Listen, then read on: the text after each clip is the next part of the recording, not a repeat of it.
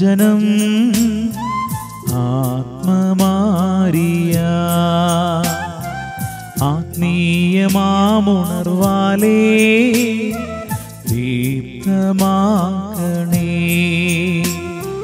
വചനം മഴയായി പെയ്യും, കൃപതൻ നിറവായൊഴുകും, വിടുതൽ നൽകുന്ന വചനം, അറിവിൻ്റെ പൊരുളാകും വചനം, സൗഖ്യമാ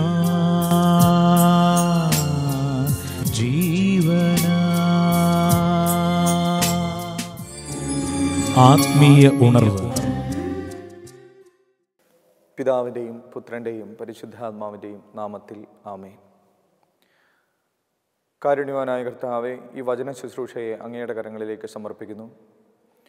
ലോകം മുഴുവൻ ഇപ്പോൾ അങ്ങയുടെ വചനം പ്രഘോഷിക്കപ്പെടുന്ന എല്ലാ ഇടങ്ങളോടും ചേർന്ന് ഞങ്ങൾ അങ്ങയെ മഹത്വപ്പെടുത്തുന്നു. ഞങ്ങൾ പ്രാർത്ഥിക്കുമ്പോൾ അങ്ങയുടെ തിരുഹൃദയം തുറന്ന് അങ്ങയുടെ തിരുരക്തത്തിൻ്റെ അഭിഷേകം ഞങ്ങൾക്ക് ലഭിക്കട്ടെ. ഞങ്ങൾ ശ്രവിക്കുന്ന ഓരോ വചനവും ഞങ്ങളുടെ കുടുംബങ്ങളിൽ, വ്യക്തിജീവിതത്തിൽ അനുഗ്രഹമായി, അഭിഷേകമായി മാറട്ടെ. ഞങ്ങളുടെ പ്രതിസന്ധികളിൽ, ഞങ്ങളുടെ കഷ്ടതകളിൽ, ഞങ്ങളുടെ ഇല്ലായ്മകളിൽ അങ്ങയുടെ നാമം മഹത്വപ്പെടുവാൻ ഇടയാകട്ടെ. അങ്ങയുടെ നാമത്തിൽ ആശ്രയിക്കുവാൻ, അങ്ങയുടെ കരം പിടിക്കുവാൻ ഞങ്ങളെ പഠിപ്പിക്കണമേ. വചനത്തെ സ്നേഹിക്കുന്ന, വചനം ഞങ്ങളുടെ ജീവിതത്തിൽ അത്ഭുതം പ്രവർത്തിക്കുന്ന വ്യക്തികളായി, കുടുംബങ്ങളായി ഞങ്ങൾ രൂപാന്തരപ്പെടട്ടെ. ഈ സമയം അവിടുത്തെ പരിശുദ്ധാത്മാവിൻ്റെ അഭിഷേകം ഞങ്ങൾക്ക് നൽകണമേ. പരിശുദ്ധാത്മാവ് ഓരോ വചനവും, ഞങ്ങൾ ശ്രവിക്കുന്ന ഓരോ വചനവും ഞങ്ങളുടെ ഹൃദയത്തിലേക്ക് പകർത്തട്ടെ. പരിശുദ്ധ അമ്മേ, സകല വിശുദ്ധരെ, സകല മാലാഖമാരെ ഞങ്ങൾക്ക് വേണ്ടി മാധ്യസ്ഥം വഹിക്കണമേ. ആമേൻ. പ്രിയമുള്ളവരെ, നമുക്ക് ഒരു വചനഭാഗം ശ്രവിക്കാം. വിശുദ്ധ മത്തായി അറിയിച്ച സുവിശേഷം 9-ാം അധ്യായം 27 മുതലുള്ള തിരുവചനങ്ങൾ. യേശു അവിടെ നിന്ന് കടന്നു പോകുമ്പോൾ 2 അന്ധന്മാർ, ദാവീദിൻ്റെ പുത്ര, ഞങ്ങളിൽ കനിയണമേ എന്ന് കരഞ്ഞപേക്ഷിച്ചുകൊണ്ട് അവനെ അനുഗമിച്ചു. അവൻ ഭവനത്തിലെത്തിയപ്പോൾ ആ അന്ധന്മാർ അവൻ്റെ സമീപം ചെന്നു. യേശു അവരോട് ചോദിച്ചു, എനിക്ക് ഇത് ചെയ്യാൻ കഴിയുമെന്ന് നിങ്ങൾ വിശ്വസിക്കുന്നുവോ?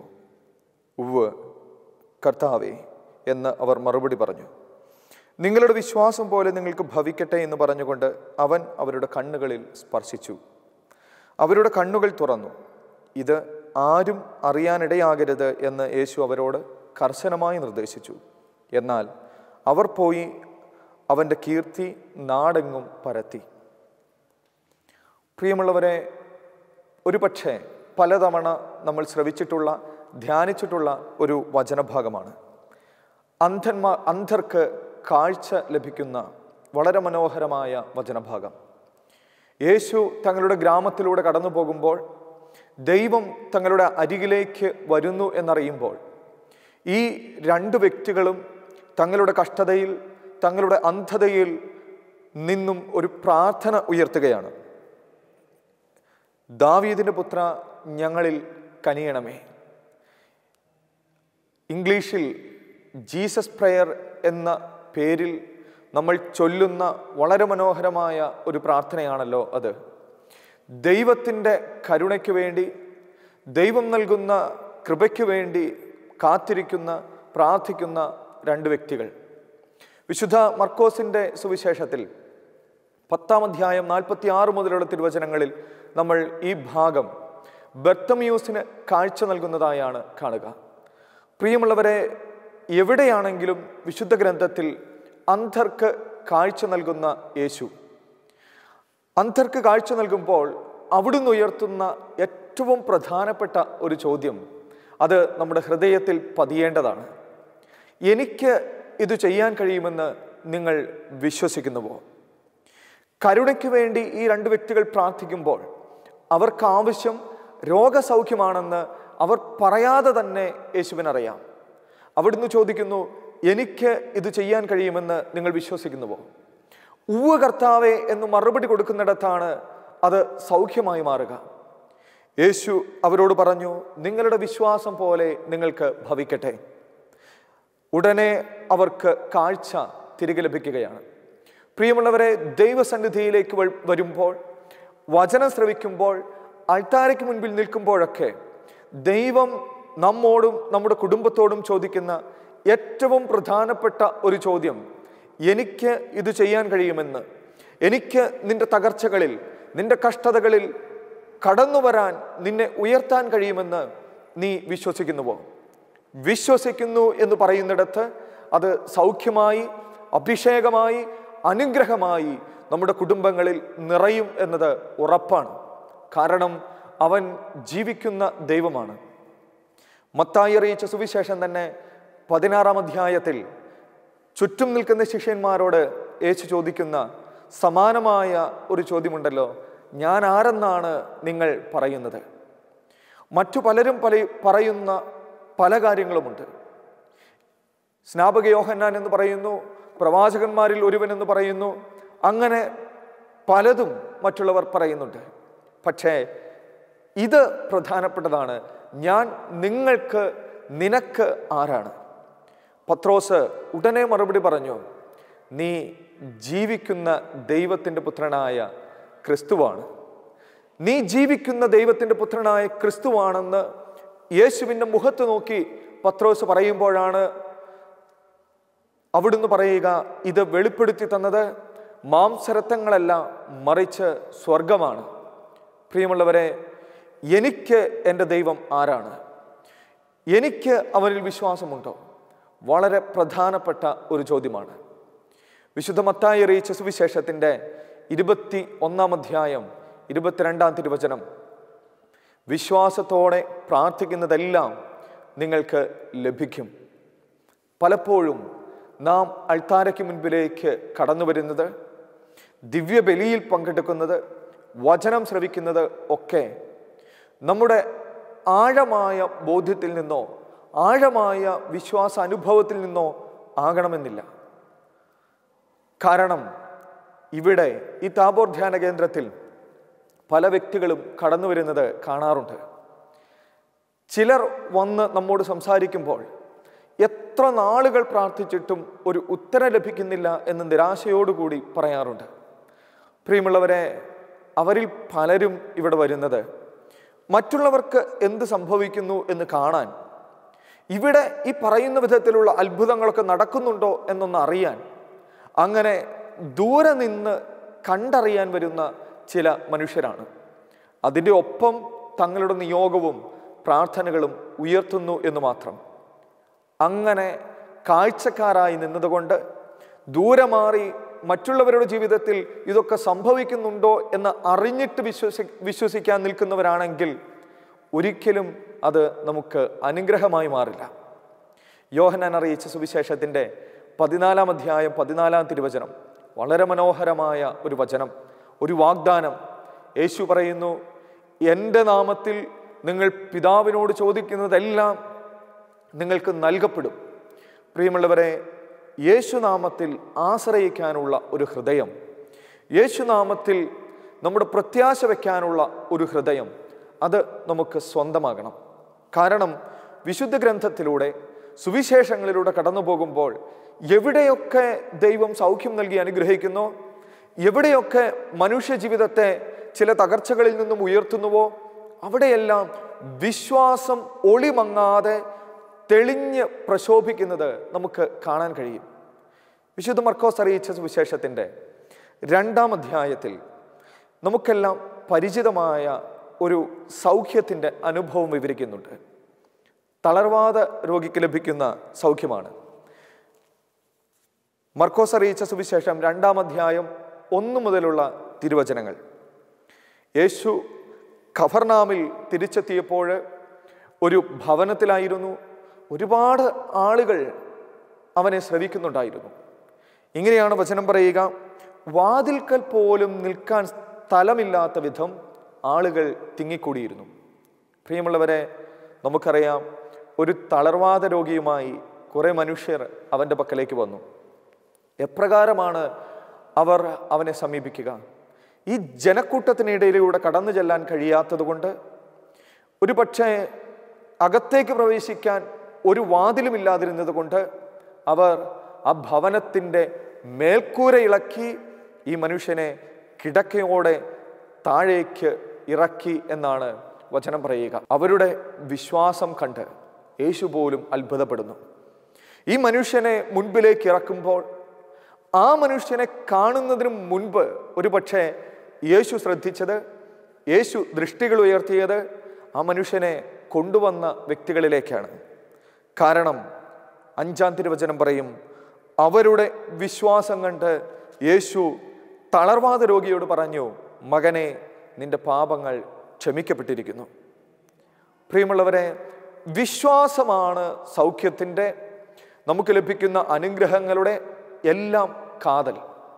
അല്ലെങ്കിൽ ഒരു പക്ഷേ ഈ സുവിശേഷം, മർക്കോസിൻ്റെ സുവിശേഷം 7-ാം അധ്യായം 6-ാം തിരുവചനം പറയുന്നത് പോലെ ദൈവം നമ്മുടെ മുഖത്ത് നോക്കിയും പറയും, ഈ ജനം അധരം കൊണ്ട് എന്നെ ബഹുമാനിക്കുന്നു, എന്നാൽ അവരുടെ ഹൃദയം എന്നിൽ നിന്നും വളരെ ദൂരെയാണ്. നിനക്ക്, നിന്റെ കുടുംബത്തിന് ദൈവത്തിൽ പൂർണ്ണ ആശ്രയബോധമുണ്ടോ, ദൈവത്തിൽ പൂർണ്ണ വിശ്വാസമുണ്ടോ എന്ന് അറിയാൻ കഴിയുന്ന ഒരു ദൈവത്തിൻ്റെ മുൻപിലാണ് നിൽക്കുന്നത് എന്നുള്ള ഒരു ബോധ്യം നമുക്കുണ്ടാകണം. ഇവിടെ ആ മനുഷ്യനോട് നിന്റെ പാപങ്ങൾ ക്ഷമിക്കപ്പെട്ടിരിക്കുന്നു എന്നാണല്ലോ യേശു ആദ്യം പറയുക. ഇത് കേട്ടു നിൽക്കുന്ന വ്യക്തികൾ അസ്വസ്ഥരാകുന്നുണ്ട്. ഒരു പക്ഷേ അവനെ ശ്രവിക്കാൻ അവിടെ കൂടിയിരുന്നവരിൽ പോലും പലരും അസ്വസ്ഥരാകുന്നുണ്ട്. അതിന് പറയുന്ന കാരണം, പാപങ്ങൾ ക്ഷമിക്കാൻ ഇവൻ എങ്ങനെ കഴിയും? അവൻ പറയുന്നത് ദൈവദൂഷണമല്ലേ? അവരുടെ മനസ്സിലെ അസ്വസ്ഥതകൾ മനസ്സിലാക്കി ചില ചോദ്യങ്ങൾ ഉയർത്തിയതിന് ശേഷം യേശു വീണ്ടും ആ മനുഷ്യനോട് പറയും, എഴുന്നേറ്റ് നിന്റെ കിടക്കയെടുത്ത് വീട്ടിലേക്ക് പോവുക. എത്ര മനോഹരമായ ഒരു വചനഭാഗമാണ്! എത്ര സുന്ദരമായ ഒരു കാഴ്ചയാണ്! ദൈവത്തിൻ്റെ സന്നിധിയിലേക്ക് മറ്റുള്ളവരാൽ നയിക്കപ്പെട്ട ഒരു മനുഷ്യൻ, മറ്റുള്ളവർ വഹിച്ചു കൊണ്ടുവന്ന ഒരു വ്യക്തി, ആ വ്യക്തിയോട് ഇതാ യേശു പറയുന്നു, നിന്റെ കിടക്കയെടുത്ത് എഴുന്നേറ്റ് നടക്കുക. തൊട്ടടുത്ത വചനം ഇതാണ്, തൽക്ഷണം അവൻ എഴുന്നേറ്റ് കിടക്കയും എടുത്ത് എല്ലാവരും കാൺകെ പുറത്തുപോയി. എല്ലാവരും കാൺകെ പുറത്തുപോയി. അവരെല്ലാം വിസ്മയിച്ചു. ഇതുപോലൊന്ന് ഞങ്ങൾ ഒരിക്കലും കണ്ടിട്ടില്ല എന്ന് പറഞ്ഞ് അവർ ദൈവത്തെ മഹത്വപ്പെടുത്തി. പ്രിയമുള്ളവരെ, ആരാണ് യേശുവിനെ എതിർത്തത്? ആരാണ് അവനിത് ചെയ്യാൻ അധികാരമുണ്ടോ എന്ന് ചോദിച്ചത്? അവരുടെ കൺമുൻപിലൂടെയാണ് ഈ മനുഷ്യൻ ഇറങ്ങി നടന്നു പോകുന്നത്. ഒരു പക്ഷേ ജന്മന തളർന്നുപോയ ഒരു വ്യക്തി, അല്ലെങ്കിൽ വർഷങ്ങളായി തളർന്നു കിടക്കുന്ന ഒരു മനുഷ്യനാണ് ഇദ്ദേഹം. ആ വ്യക്തി യേശുവിൻ്റെ ഒരു വാക്കുകൊണ്ട് ഇതാ സൗഖ്യം പ്രാപിക്കുന്നു. കാരണം മറ്റൊന്നുമല്ല, ആ മനുഷ്യനും അദ്ദേഹത്തെ വഹിച്ചു കൊണ്ട് വന്ന വ്യക്തികൾക്കും പൂർണ്ണമായ വിശ്വാസമുണ്ടായിരുന്നു. നേരായ വഴിയിലൂടെ യേശുവിനെ സമീപിക്കാൻ കഴിയില്ല എന്നറിഞ്ഞപ്പോൾ മേൽക്കൂര പൊളിക്കാനുള്ള ഒരു ശ്രമം നടത്താൻ തക്ക വിശ്വാസം അവർക്കുണ്ടായിരുന്നു. ഒരു പക്ഷേ നാമൊക്കെ ചില നേരായ വഴികളിലൂടെ വരുമ്പോൾ അവിടെ ദൈവത്തെ കണ്ടുമുട്ടിയില്ലെങ്കിൽ ഇതുപോലെ ഒന്നുകൂടി ശ്രമിക്കാൻ, അല്പം കൂടി ഒന്ന് അധ്വാനിക്കാൻ നാം ആരും മുതിരാറില്ല. മറിച്ച് ഒരു പക്ഷേ തിരികെ നടന്നു പോകും. ഒരു മാസം പ്രാർത്ഥിച്ചിട്ട്, ഒരു വർഷം പ്രാർത്ഥിച്ചിട്ട്, ദീർഘനാൾ പ്രാർത്ഥിച്ചിട്ട് എനിക്ക് ചോദിച്ചത് ലഭിച്ചില്ല എന്ന് പറഞ്ഞ് നിരാശയോടെ ദൈവത്തെ കുറ്റം പറയുന്ന എത്രയോ ആളുകളാണ് പ്രിയമുള്ളവരെ ഈ ലോകത്തിലുള്ളത്. എപ്പോഴും ഏതവസ്ഥയിലും ദൈവത്തിൻ്റെ മുൻപിൽ വിശ്വാസത്തോടെ നിലനിൽക്കാൻ കഴിയുന്നുവെങ്കിൽ ദൈവം ഇടപെടുന്ന, ദൈവം ഉയർത്തുന്ന ഒരു സമയം വരും എന്നുള്ളത് തീർച്ചയാണ്. കുറച്ച് നാളുകൾക്ക് മുൻപ് ഒരു സഹോദരി ഇവിടെ ധ്യാനത്തിനായി വന്നു. ആ സഹോദരി എൻ്റെ അടുക്കൽ വന്ന് പറഞ്ഞ ഒരു അനുഭവം ഇതാണ്.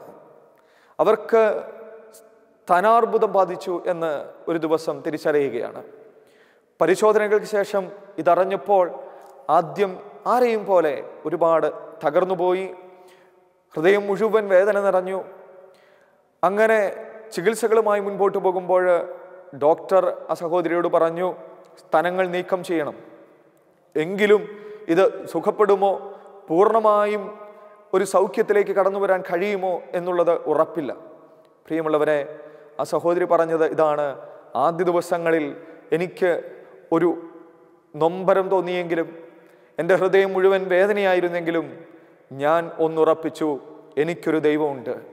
ഞാൻ ഇത്രകാലം കണ്ണുനീർ ചിന്തി പ്രാർത്ഥിച്ച, ഞാൻ ഇത്രകാലം ആശ്രയിച്ച ഒരു ദൈവം എനിക്കായി കാത്തിരിപ്പുണ്ട്.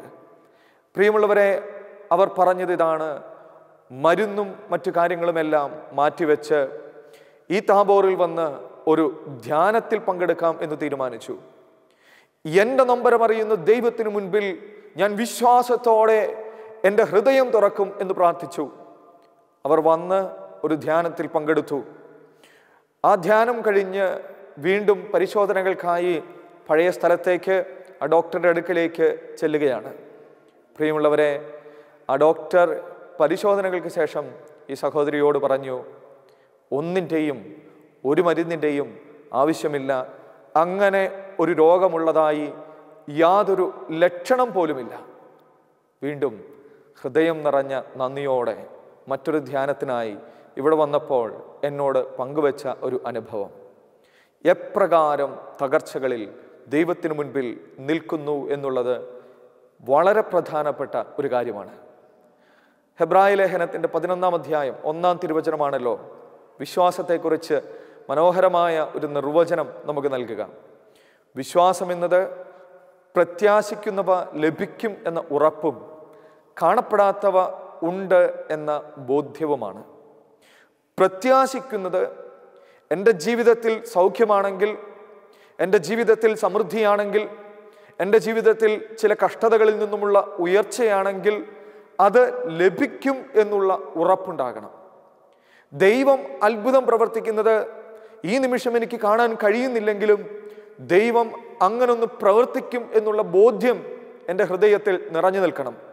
പ്രിയമുള്ളവരെ, അങ്ങനെയുള്ള കുടുംബങ്ങളെ, അങ്ങനെയുള്ള വ്യക്തികളെ ഒന്നിനും ആർക്കും തകർക്കാൻ കഴിയില്ല എന്നുള്ളത് ഉറപ്പാണ്. അപ്പസ്തോല പ്രവർത്തനങ്ങളിലെ 14-ാം അധ്യായത്തിൽ നമ്മൾ കാണുക പൗലോസ്ലിഹായെയാണ്. പൗലോസ്ലിഹ ലിസ്ത്ര എന്ന് പറയുന്ന സ്ഥലത്ത് വചനം പ്രഘോഷിക്കുമ്പോൾ ഒരുപാട് ആളുകൾ അദ്ദേഹത്തെ ശ്രവിക്കുന്നുണ്ട്. ഇങ്ങനെ എല്ലാവരും അദ്ദേഹത്തെ ശ്രവിക്കുമ്പോൾ ഇതാ വചനം ഒരു വ്യക്തിയെ എടുത്ത് പറയുകയാണ്. പൗലോസ് ഈ ജനങ്ങളുടെ ഇടയിലിരുന്ന മനുഷ്യനെ ശ്രദ്ധിച്ചു നോക്കി. കാരണം ആ മനുഷ്യൻ മുടന്തനായിരുന്നു. അദ്ദേഹത്തിന് കാലുകൾക്ക് സ്വാധീനമില്ലാതിരുന്ന ഒരു വ്യക്തിയായിരുന്നു. ഇതാ ആ മനുഷ്യനെ നോക്കി പൗലോസ് തിരിച്ചറിഞ്ഞു, സൗഖ്യം പ്രാപിക്കാൻ തക്ക വിശ്വാസം അയാൾക്കുണ്ട്. ഉടനെ പൗലോസ് ഉറക്കെ വിളിച്ചു പറയുകയാണ്, എഴുന്നേറ്റ് കാലുറപ്പിച്ച് നിൽക്കുക, എഴുന്നേറ്റ് കാലുറപ്പിച്ച് നിൽക്കുക. ആ മനുഷ്യൻ ഇതാ ജന്മന ഒരു പക്ഷേ കാലുകൾക്ക് സ്വാധീനമില്ലാതിരുന്ന വ്യക്തി എഴുന്നേറ്റ് കാലുറപ്പിച്ച് നിൽക്കുന്നു. കുതിച്ചു ചാടി ദൈവത്തെ മഹത്വപ്പെടുത്തുന്ന വളരെ മനോഹരമായ ഒരു അനുഭവം. ഒരു കാരണമേ ഉള്ളൂ, ഇത്ര ആളുകളുടെ ഇടയിലും പൗലോസിന് ഈ മനുഷ്യൻ്റെ വിശ്വാസമുള്ള ഹൃദയം കാണാൻ കഴിഞ്ഞു. പ്രിയമുള്ളവരെ, ഇതാണ് മറ്റുള്ളവരിൽ നിന്നും ഈ ലോകത്തു നിന്നും നമ്മെ വ്യത്യസ്തരാക്കി നിർത്തേണ്ട ഒരു കാര്യം. ഈ ലോകം നമ്മുടെ ചുറ്റിലുമുണ്ട്. ദൈവത്തെക്കുറിച്ച് ചിന്തിക്കാത്ത, ദൈവത്തിന് അല്പം പോലും നേരം നൽകാത്ത വളരെ തിരക്ക് പിടിച്ച ഒരു ലോകം. പ്രിയമുള്ളവരെ, ആ ലോകത്തിന് മുൻപിൽ നിന്നുകൊണ്ട് എൻ്റെ വിശ്വാസമുള്ള ഹൃദയം വഴി വ്യത്യസ്തമായി ജീവിക്കാൻ എനിക്കും എൻ്റെ കുടുംബത്തിനും കഴിയുന്നുണ്ടോ എന്ന് നാം നമ്മോട് തന്നെ ചോദിക്കേണ്ട, നമ്മെ തന്നെ ആത്മശോധന ചെയ്യേണ്ട ഒരു കാര്യമാണ്.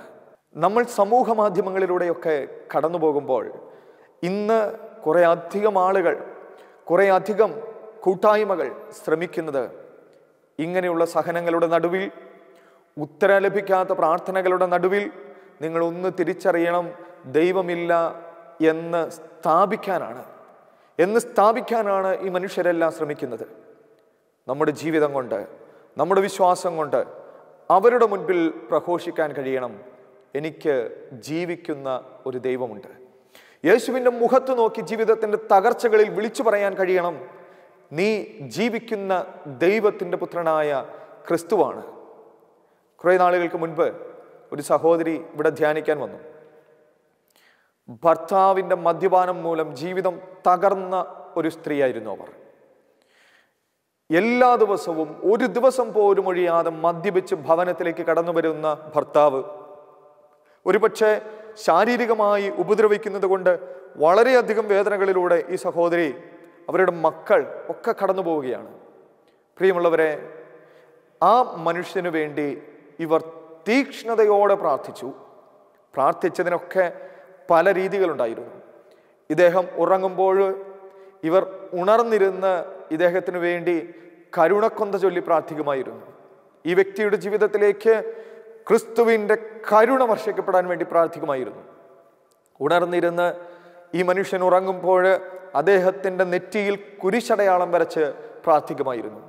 പ്രിയമുള്ളവരെ, വിശ്വാസം കൈവിടാതെ ഇങ്ങനെയുള്ള തകർച്ചകളിൽ നിന്ന ഒരു സ്ത്രീ, അവർ ഇവിടെ വന്ന് പറഞ്ഞത് ഇപ്രകാരമാണ്.